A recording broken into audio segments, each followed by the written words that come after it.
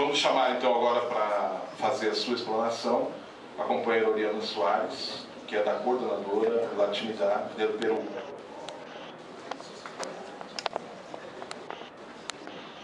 Obrigada. En primer lugar, quería agradecer mucho la invitación, la oportunidad de estar en este seminario tan interesante sobre la deuda. Un agradecimiento especial a María Lucia por haberme permitido estar acá. Yo estoy un poco ocupando el lugar del presidente de Latinidad, Henry Morales, que no pudo venir, manda sus disculpas por problemas personales, no ha podido.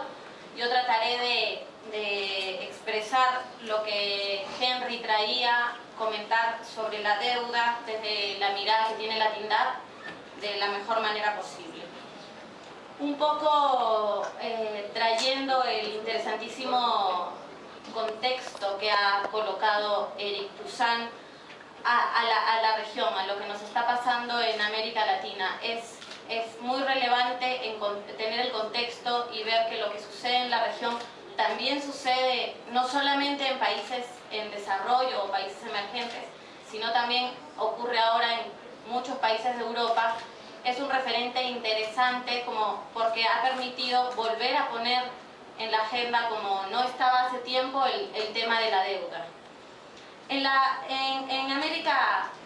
América Latina hago un brevísimo recuento. Durante los años 70 hubo un exceso de crédito, hubo una oferta de crédito por parte de las economías desarrolladas hacia los países en desarrollo. Muchas fueron tomadas por dictaduras y se generó un endeudamiento grande que vino a explotar en la década de los 80, la llamada década perdida de América Latina, porque cambiaron las condiciones, subió la tasa de crédito y bueno, todos los países entramos en problemas de pago de la balanza de pagos, como la mayoría de acá deben saber. En esta década tuvimos grandes devaluaciones, inflación, no teníamos el acceso al financiamiento y se evidenció de alguna manera la relevancia que tiene la capacidad del acceso al financiamiento, dado que nuestros países aún tienen un montón de carencias y la necesidad que aún tienen para financiar a sus economías. Esa necesidad de acceso se evidenció muchísimo. Sin embargo, la medida, las soluciones que se generaron hacia finales de la década de los 80 a través del Plan Brady en la región no fueron las más apropiadas. Lo que se generó fue una reestructuración de la deuda, una reestructuración muy mala de las deudas de los países, que lo que hacían era, entre otras cosas, agarrar toda la deuda, contando los intereses que hubiéramos tenido que pagar y todo eso, volverlo a financiar con nuevos intereses, es decir, interés sobre interés, generando, si bien un ambiente de estabilidad que ayudó a generar cierta estabilidad en el acceso al financiamiento de los países, la verdad es que no solucionó el problema de la deuda. Ya en la década del 2000, en el nuevo milenio, si bien comenzó con un interés muy fuerte, no solamente de muchas organizaciones, sobre el problema de la deuda, con una atención específica para acabar con los problemas de la deuda, la verdad es que si ustedes revisan ya hacia finales de la primera década del 2000, los estudios, la literatura al respecto, no de las organizaciones sociales, pero de las estadísticas en generales, por ejemplo, verán que el tema de la deuda en nuestra región ha pasado a ser considerado como algo menor. En los últimos años, las deudas de varios de los países de la región como porcentaje del Producto Bruto Interno ha decrecido muchísimo. Por lo tanto, el tema de la deuda, del acceso al financiamiento, ha salido un poco de muchas de las agendas políticas de varios países de la región. Yo les muestro acá un poco lo que presenta la CEPAL al respecto.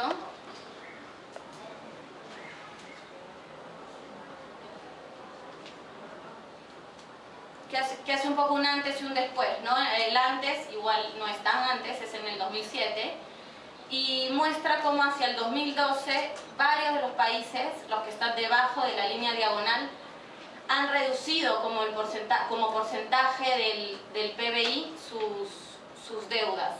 Destaca Brasil como uno de los países que no ha reducido como porcentaje de la deuda, y dado el peso de Brasil es muy importante para la región, pero pareciera que el problema de la deuda es un problema del ayer, dado que muchos verán que son más los países que habrían reducido la deuda actual como porcentaje del PBI a comparación de cómo la tenían antes. Sin embargo, si tomamos los datos no como porcentaje del PBI, sino tomamos los datos numéricos de cuánto es la deuda de todos los países, yo tomo los datos del Observatorio Económico de Latinoamérica, de OVELA, sobre la deuda, que no la clasifica solamente como porcentaje del PBI, sino como números, se verá que no solamente casi no han reducido, vean todas las líneas, muchos han incrementado los montos de su deuda, y en valores absolutos para esta muestra no son todos los países de la región, pero sí son algunos países, si mal no recuerdo 19 países, casi todos de América del Sur, algunos de América Central y del Caribe, México. Verán que para estos países en números absolutos no solamente no se ha reducido la deuda, sino que ha incrementado en más o menos un 33%. Entonces los números se pueden leer más o menos como quien los presenta, digamos, o sea, pueden ser interpretados de un montón de maneras, y es importante tener esta mirada también de la deuda, como escuché ayer decir a María Lucia. Cuando escuchen de deuda neta, sepan que les están mintiendo. Bueno, generalmente hay que tener un poco de suspicacia con las estadísticas, porque se pueden presentar de muy diversas maneras para tratar de sustentar muy diversos puntos. Entonces es importante también ver este otro lado, en el que se evidencia que la deuda externa de los países de la región no solo no ha disminuido, sino que ha crecido. ¿Qué es lo que sucede? ¿Por qué hay toda esta diferencia entre lo que podría mostrar la CEPAL, que no es que esté mintiendo, y lo que podría mostrar OVELA, este observatorio de la Universidad de México, con sus números? Y eso es que en realidad, claro, si muestras la deuda como porcentaje del PBI, se ve que en general los países de la región, un poco por la coyuntura que había explicado Eric hace unos momentos, los países de la región a partir del 2003 más específicamente, tuvieron un alto crecimiento, principalmente dado por los altos precios de los commodities que exporta la región. Como había mencionado Eric, las tasas de interés en los países desarrollados no están muy bajas, entonces nuestros países han sido más atractivos y nuestros productos básicos han sido más atractivos, por lo cual los precios de estos productos han incrementado, y por lo cual también las inversiones hacia nuestros países, inversiones muchas veces en muy corto plazo, en esos productos específicos, también han crecido. Eso ha dado una percepción que se pudo haber, una situación que se pudo haber utilizado mejor, pero que en la práctica ha sido básicamente una percepción de que nuestras economías estaban bastante bien, que los países de América Latina habían hecho su tarea, decía el Fondo Monetario, que esta crisis nos había agarrado bien preparados, dada esta coyuntura de fortaleza de nuestras economías, de crecimiento que parecía bastante, que iba a ser totalmente sostenible. Hubo poco cuestionamiento sobre los fundamentos del crecimiento de nuestros países. Entonces, de ahí viene un poco esta percepción errónea o este aprovechamiento del discurso de muchos de decir que nuestras economías estaban blindadas, que los países de América Latina en general, pero América del Sur específicamente muchos, nos sucede a todos más o menos lo mismo. Se dice que nuestros países están blindados ante la crisis por esta percepción de crecimiento que pareciera que no va a acabar. Entonces es en ese contexto en donde nuestros PBIs, nuestro producto, creció, que porcentualmente la deuda parecía un poco menor. Sin embargo, no es que la deuda es menor, es que nosotros en teoría ganamos más. La pregunta viene, si lo vemos en términos de sostenibilidad, es ¿cuánto tiempo vamos a seguir ganando ese más? ¿Vamos a siempre ganar ese más? ¿Es bueno cómo estamos ganando ese más? Entonces, en ese sentido es importante otra vez rescatar lo que dijo Eric sobre la crisis y el impacto que tiene la crisis en los países de la región y el posible impacto que le va a tener la crisis a nuestras balanzas de pagos y con ello a la deuda. Así no pareciera que la deuda sea un problema en la mayoría de países, está muy claro como para Brasil hace una diferencia bien grande, como ha crecido igual mucho más que los demás países. Los demás países ha crecido, pero no en las proporciones que ha crecido la deuda en Brasil.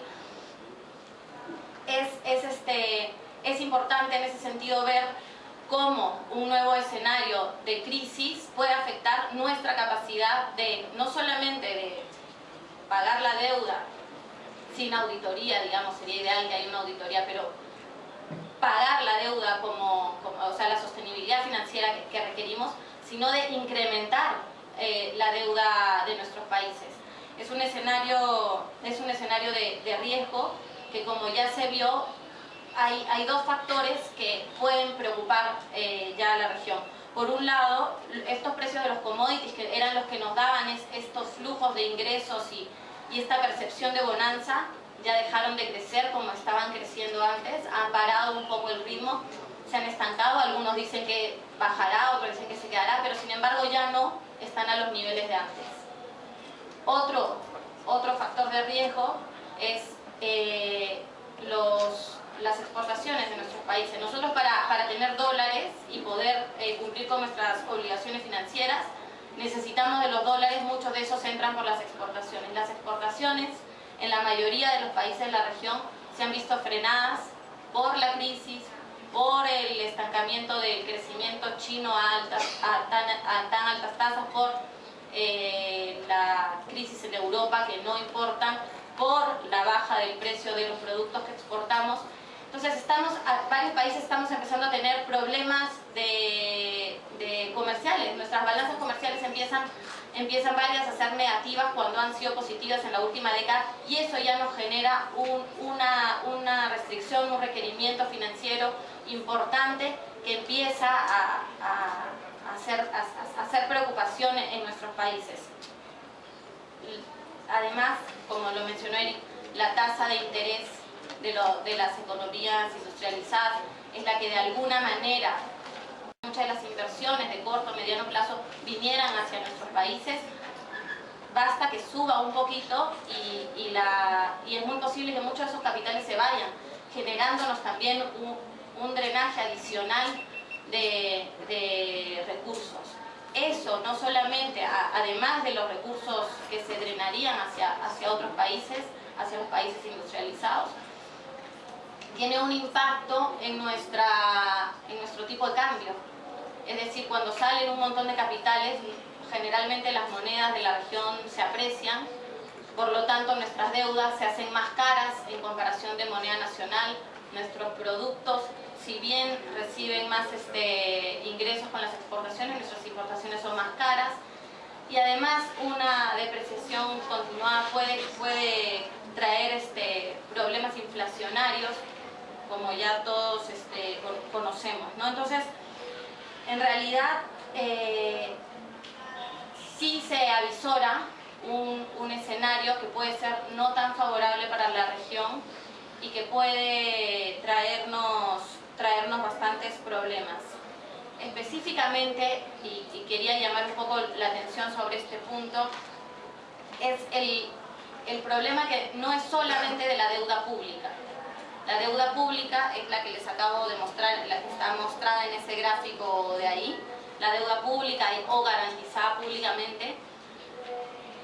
Sin embargo, también existe la deuda privada, que es en estos escenarios de problemas de pagos, de encarecimiento del financiamiento externo, que pasa mágicamente a ser también deuda pública, ¿no? Entonces la deuda de muchas entidades nacionales que se endeudan, o bancos que se endeudan en moneda extranjera, en circunstancias de crisis pasa a ser deuda pública. Por lo tanto es importante, siempre muy importante, hacer seguimiento también a lo que es la deuda externa privada.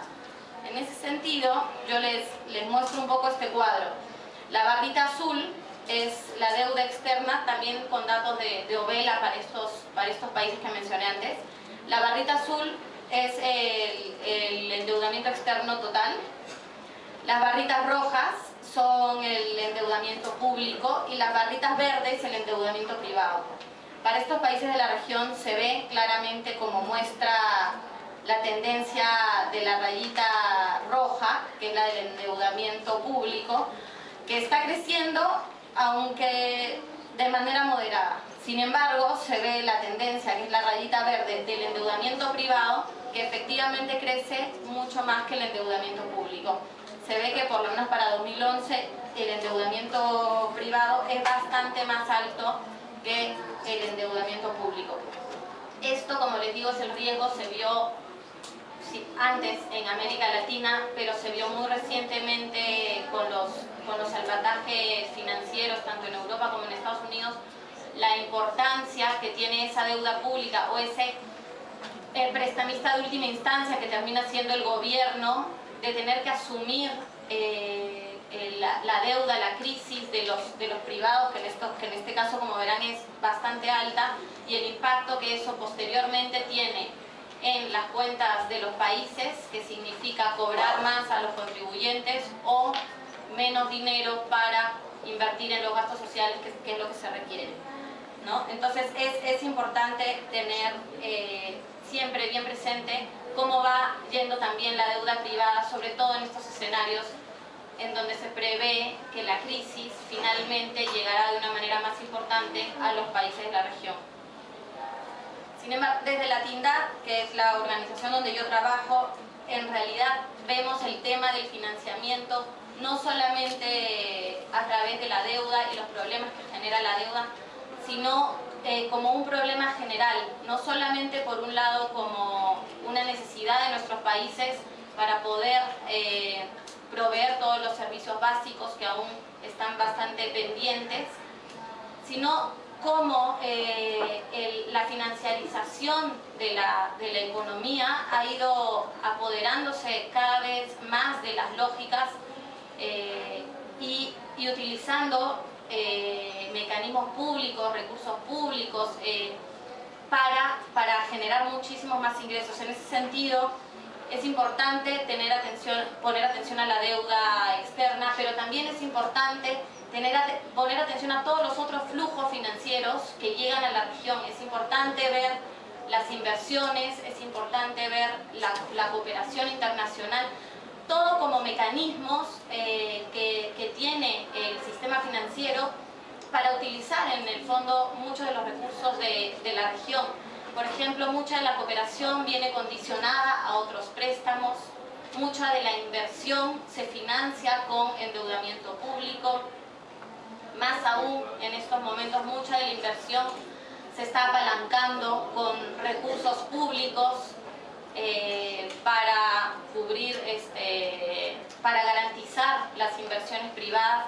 Entonces es necesario ver todos estos problemas como parte todo de un sistema de financiarización que va andando por los sectores para tratar de sacar los mayores intereses, los mayores requerimientos que puedan, y que está utilizando muchos mecanismos del Estado, está utilizando finalmente fondos públicos, o sea, fondos de todos nosotros, para poder hacerlo.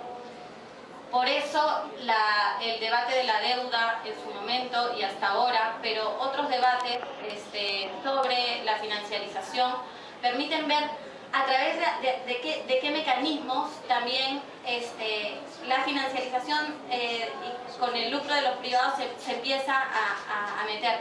La deuda, como sabrán muchas, viene condicionada a implementar algunas políticas macroeconómicas, condicionada a tener ajustes fiscales que finalmente repercuten en una incapacidad de los estados para invertir en los gastos sociales que se requieren.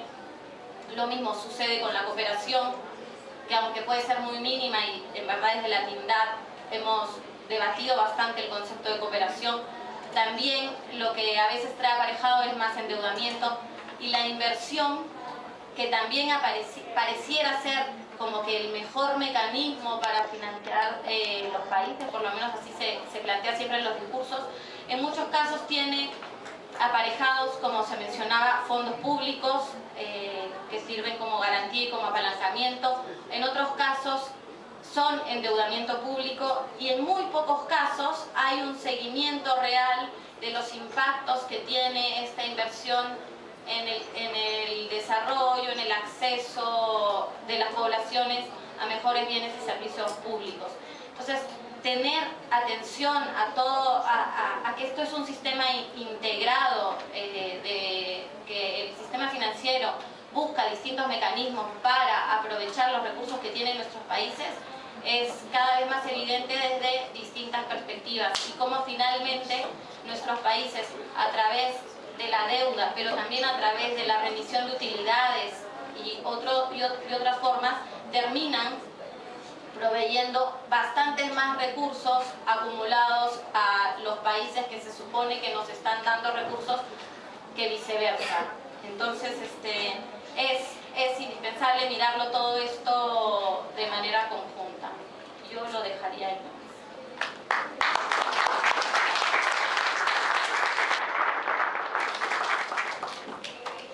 Graças, Oriana, pela bela palestra. Bem, primeiro assim, eu vou corrigir aqui uma nova gafe dessa mesa aqui, tá terrível. Deixa eu falar para vocês. Na verdade, o coquetel que vai ser apresentado, que vai ser colocado pelo embaixador, ele mandou o convite para as entidades, certo? E eu aqui tomei a liberdade de convidar todo mundo, mas não é assim. Tem um convite aqui para a Aquinesp, certo? Então não é que as pessoas convidadas certamente receberam seus convites, ok? Desculpem aí, mas foi mal colocado aqui. Bom, socializar el coquetel. Socializar em nome de los outros é fácil, né? Bueno, então vamos passar aqui. Olha só, como nós, nessa parte da tarde aqui, nós temos duas mesas, mas compõem um único tema, certo? Que é o problema da discussão da dívida internacional. Então, nós vamos ter, na verdade, um único momento em que as pessoas vão fazer a intervenção. Então, não vai ser logo depois dessa mesa aqui. Nós vamos agora passar a palavra para o nosso companheiro, que é o relator desse tema, que é o companheiro William Carvalho, para fazer as suas observações, e depois passaremos para o Luiz Alberto. E, em seguida, nós retomaremos a outra mesa. Ao final da explanação dos demais palestrantes aqui, é que nós abriremos ao plenário, ok? Então, corrigindo aqui o encaminhamento inicial, William, você tem 5 minutos para sintetizar tudo o que o Eric e que a Oriana falaram, certo? Na verdade, eu vou tentar fazer algumas considerações a respeito do nosso olhar aqui no Brasil para contribuir com esse debate em relação ao processo da dívida em nível internacional. Até porque eu não quero ousar cometer nenhum equívoco em comentar o que o Eric, minha companheira, falou, até porque eu sou dirigente sindical e procuro atuar no campo no apoio à auditoria da dívida em outro patamar, né? Mas, de qualquer maneira, é importante fazer menção a tudo aquilo que o Eric e a Oriana mencionaram, que, na verdade, esse processo de dívida, da manutenção da dívida, essa política de endividamento do Estado, de financiamento do capital privado através de uma política de superávit primário dos Estados, na verdade, estabelece uma forma de dominação dos povos.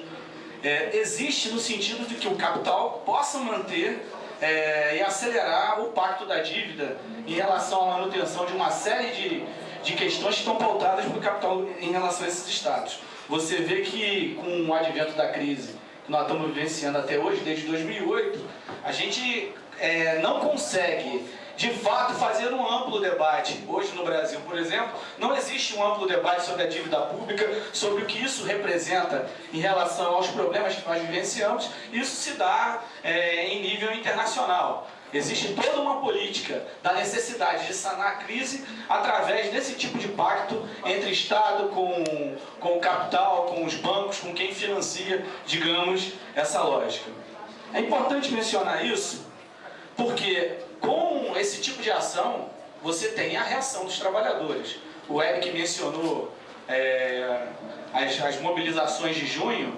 No Brasil a gente se surpreendeu, mas na verdade é todo um processo que já vem ocorrendo e que é de fato a população dizendo não a esse tipo de política, tentando reagir contra esse tipo de ataque que retira dinheiro do Estado, retira financiamento do Estado para iniciativas como infraestrutura e outras questões e estabelece o comprometimento do Estado com a precarização, a aplicação de recursos para financiar ainda mais e aumentar ainda mais o reajustamento desses títulos de dívida pública que se encontram aqui no Brasil e em outros países. Tá? No Brasil, por exemplo, a gente tem tido uma série de mobilizações que estabelecem esse comprometimento. Não só as mobilizações que foram feitas de forma espontânea no mês de junho. Antes mesmo disso, os próprios servidores públicos aqui no Brasil já tinham feito uma mobilização em 2011 e também em 2012, relacionadas exatamente com o enfrentamento da política que o governo Dilma estabeleceu logo no início do seu mandato, ou seja, redução de gastos, austeridade, aquele discurso todo de não aplicar recursos nesse momento com salário de servidores, com a ampliação de recursos para a área de educação, saúde, entre outras, e a gente viu no que deu. Houve uma intensa mobilização e existe uma série de outras mobilizações ocorrendo. Na verdade, assim como já ocorreram em outros países, no Brasil, por exemplo, se trata de um momento em que a classe trabalhadora procura se reorganizar para fazer esse enfrentamento.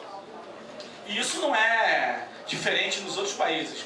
Cada um com a sua perspectiva, cada um com a sua realidade, mas se trata de um processo de reorganização, um processo de mobilização em que as populações começam a se levantar contra esse tipo de política, que é uma política globalizada. Ou seja, a crise veio, eles têm que tirar de algum lugar, alguém tem que pagar essa conta, e na verdade para quem vai pagar essa conta novamente, para eles, para os bancos, para quem é o gestor do capital internacional, somos exatamente nós, trabalhadores e trabalhadoras. Tá? Aqui no Brasil, vou me reportar ao Brasil, nós, como já falamos, temos um processo intenso de mobilizações que estão sendo construídas e efetivamente não são mobilizações que ainda dão conta de fato fazer um enfrentamento que essa conjuntura merece. Por mais que a gente tenha tido as mobilizações de junho, a gente não conseguiu avançar para uma organização plena. Por exemplo, a gente pode fazer um vínculo claro entre as mobilizações de junho e o processo da dívida. Na verdade, quando eu faço essa menção, eu estou me referindo exatamente para a falta de política que o Estado tem hoje em relação aos investimentos de infraestrutura, aos investimentos na educação, na saúde. Na verdade, os enfrentamentos que nós vimos ocorrendo, por exemplo, durante a Copa das Confederações, a gente viu uma série de manifestações em que muito se vinculava, eu quero educação padrão FIFA, eu quero saúde padrão FIFA, algo que a gente não conseguia imaginar há 2, 3 anos atrás, que o brasileiro pudesse se mobilizar e criar um certo confronto, um grande confronto na porta dos estádios.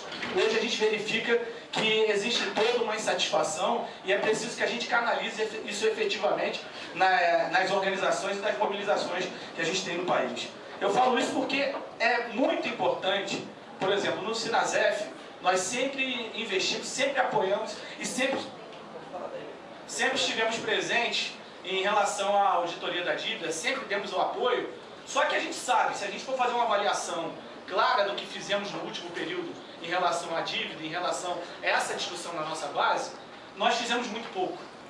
Hoje nós tivemos como encaminhamento, por exemplo, da nossa última plenária, atuar novamente, voltar a esse processo de mobilização para a necessidade de pautar a questão da dívida como elementar para as questões que dizem respeito às nossas reivindicações. É preciso que o conjunto dos trabalhadores possa ampliar o seu apoio e interferir diretamente nesse processo para que a gente possa, de fato, conseguir reverter esse quadro. Com a continuidade da política de pagamento de dívida, de superávit primário, de destinação de recursos públicos para reajustamento dos títulos da dívida pública, é impossível que a gente possa avançar em outras direções. Nós tiramos como encaminhamento, por exemplo, está construindo na nossa base um amplo debate sobre a necessidade de retomada da relação da dívida com tudo aquilo que a gente vem questionando de errado no Estado brasileiro, com a relação que se tem com o movimento dos trabalhadores da educação, por exemplo. É necessário a gente fazer esse vínculo com a questão dos 10% do PIB, a retomada dessa discussão de não ao pagamento da dívida, maior investimento na educação, na saúde, até porque com isso a gente pode, de fato, colocar o processo de forma mais intensa no nosso dia a dia. Nós hoje nos encontramos numa outra situação de 4 a 5 anos atrás, quando a gente se mobilizava em relação à auditoria da dívida com muito mais intensidade.